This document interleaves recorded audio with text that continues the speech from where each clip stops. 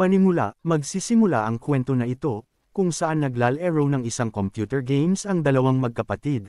Ang kanilang mga karakter ay walang pangalan, at talagang matindi ang labanan sa larong ito. Sa umpisa ng kaganapan ay tila matatalo na sila, kaso sa huli nagwagi pa rin ang karakter na ang pangalan ay blank. Ang unang episode ng No Game, No Life ay nagsisimula sa pagpapakilala sa isang misteryosong grupo na kilala bilang blank. Ang grupong ito ay binubuo ng dalawang taong walang natalo sa kahit anong laro na kanilang sinalihan.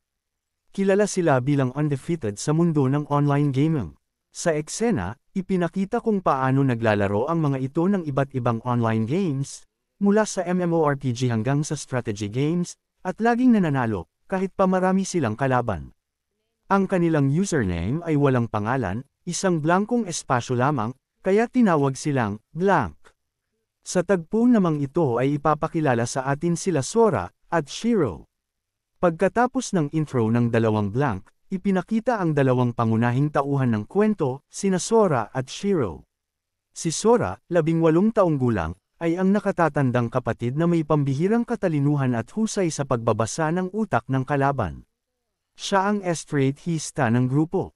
Si Shiro naman, 11 taong gulang, ay ang kanyang nakababatang kapatid na isang henyo pagdating sa matematika, logika, at mga laro.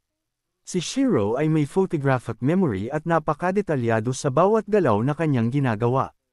Magkasama silang namumuhay bilang mga hikikomori, o shut-ins, na bihirang lumabas ng kanilang kwarto, at madalas na umaasa lamang sa paglalaro.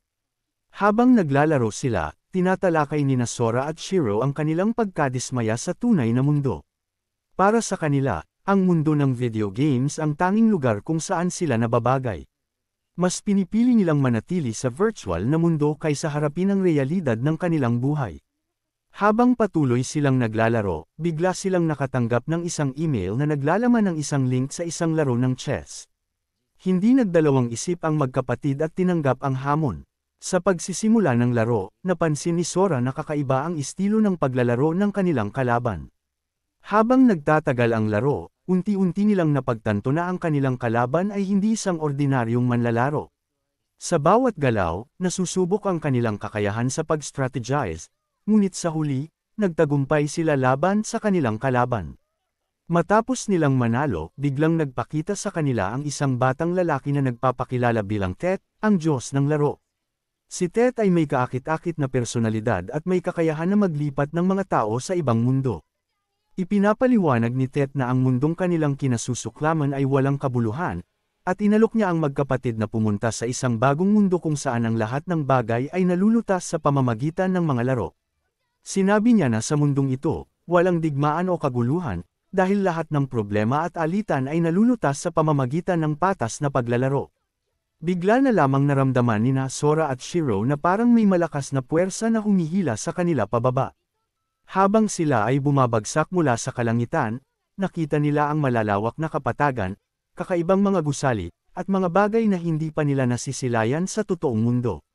Habang bumabagsak, ipinakita ang kanilang mga reaksyon, si Shiro ay kalmado at nagtataka, habang si Sora ay kinakabahan ngunit excited.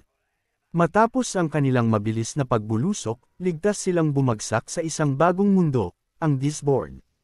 Dito, natutunan nila na lahat ng alitan at desisyon ay nalulutas sa pamamagitan ng mga laro. Sa mundong ito, ang bawat tao at nilalang ay sumusunod sa 10 pledges, isang set ng mga batas na nagpapanatili ng kapayapaan at patas na laro. Habang naglalakad, napansin nila ang kakaibang kapaligiran, mga tao na tila normal lang sa pamumuhay sa ilalim ng mga batas ng laro. Habang naglalakad sa bagong mundo, napag-usapan ni Sora at Shiro ang mga posibilidad na dala ng Disboard. Nalaman nila na ang kanilang mga kakayahan sa paglalaro ay magiging napakahalaga sa mundong ito. Natutunan nila na ang Disboard ay binubuo ng iba't ibang lahi na may kanya-kanyang kakayahan sa paglalaro, at lahat ng bagay ay pinapatakbo ng mga laro, mula sa simpleng pagtatalo hanggang sa pagkontrol sa mga kaharian. Habang patuloy silang naglalakad, napag-isipan nilang dito nila magagamit ang kanilang tunay na talento. Hindi lamang ito isang simpleng laro, ito ay magiging kanilang bagong paraan ng pamumuhay. Ipinakita rin dito ang kanilang pagkagusto sa mundo na kung saan sila ang magiging nasa itaas at magkakaroon ng kontrol sa kanilang kapalaran. Sa huling bahagi ng episode, ipinakita na narating ni Sora at Shiro ang isang bayan. Habang papalapit sila, napansin nila ang kakaibang enerhiya ng lugar, mga tao na nagsusugal, naglalaro, at nakikipagpalitan ng mga kalakal sa pamamagitan ng laro. Ito ang nagpapatunay sa kanila na ang Disboard ay talagang isang mundo na puno ng laro at kasunduan. Nang pumasok sila sa bayan, ramdam na ramdam nila ang excitement sa hangin. Nakita nila ang iba't ibang klase ng laro, mula sa simpleng baraha hanggang sa mga masalimuot na laro ng diskarte.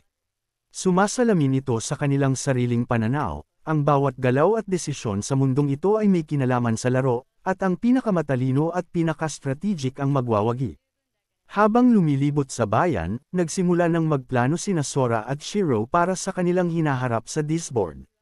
Napagtanto nila na ang kanilang bagong buhay ay hindi magiging madali, ngunit sa kanilang kahusayan sa laro, naniniwala silang kaya nilang iangat ang kanilang sarili at maging matagumpay sa mundong ito. Pinangako ni Sora kay Shiro na gagawin nila ang lahat upang umangat sa bagong mundong ito at haharapin nila ang bawat hamon ng magkasama.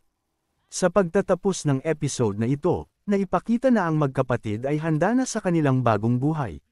Naglalakad sila na may halong kaba at pananabik, ngunit puno ng determinasyon.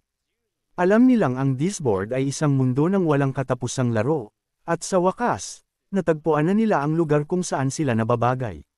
Sa kabuuan, ang unang episode ng No Game No Life ay nagbibigay ng matibay na introduksyon sa kwento ni Sora at Shiro, at sa kakaibang mundong kanilang pinasok. Ang episode ay puno ng misteryo, excitement, at pagpapakita ng kanilang talino at kakayahan sa paglalaro. Sa pagtatapos ng episode, malinaw na ang kanilang bagong buhay sa Disboard ay puno ng mga hamon at posibilidad, at magsisimula na ang kanilang pakikipagsapalaran bilang ang undefeated duo na Blank.